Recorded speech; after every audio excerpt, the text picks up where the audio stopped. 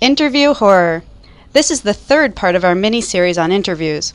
This month we have some more funny stories, plus some practical tips for dealing with difficult interview questions. Bad preparation. Make sure you never go to an interview as badly prepared as 28-year-old Ryan Jones. I went for this job interview at a nearby clothing store. I was dressed nicely, I arrived on time, and I had my CV with me. When I got there, they gave me an employment application form, and I filled out everything except the addresses and phone numbers of my previous employers because I'd invented most of them. A few minutes later I was taken in to see the shop manager, Mrs. Hanley. "Tell me, Ryan, why should I hire you?" Mrs. Hanley said as she sat back in her chair. I hadn't expected this question and blurted out something like, because I like to talk to people and, my friends come into your shop a lot. Mrs. Hanley's smile disappeared. "Ryan, we need employees who are interested in our business," she said with a serious look on her face. Then she scanned my CV and her expression turned to a frown.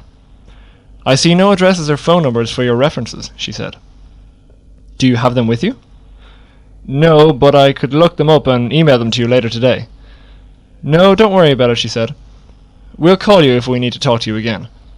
And with that she showed me the door. I think I'll be better prepared and more honest for my interview next time. Unexpected attire. 27-year-old Jane Breaks remembers a humiliating interview.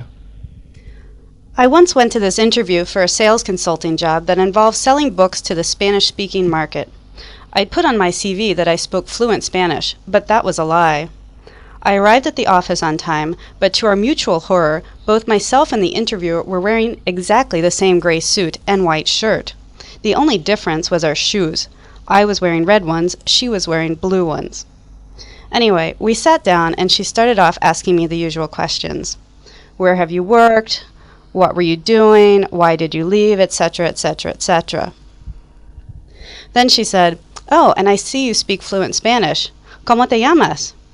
"What?" I said, and she repeated the question even more slowly. "¿Cómo te llamas?" But I still couldn't get it. Proficient in Spanish it says here. I think not. And with that, she drew a thick black line through a name on a list she had on her desk, and I have no doubt whose name that was. Mr. Sadistic.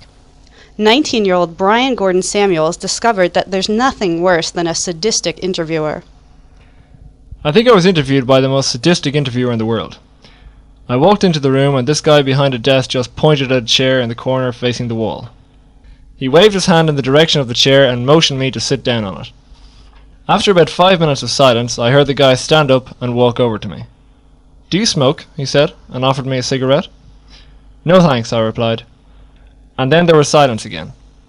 "What do you think of single-sex education?" he asked. I was just 19 at the time, and I didn't have a clue what to say. So I just said something like, yeah, it's okay. But it was his next question that really did it for me. "Would you be prepared to get down on your knees and beg for this job?" he asked. And with that I just got up and said no, and walked out. I can still see the look of surprise on his face as he watched me leave.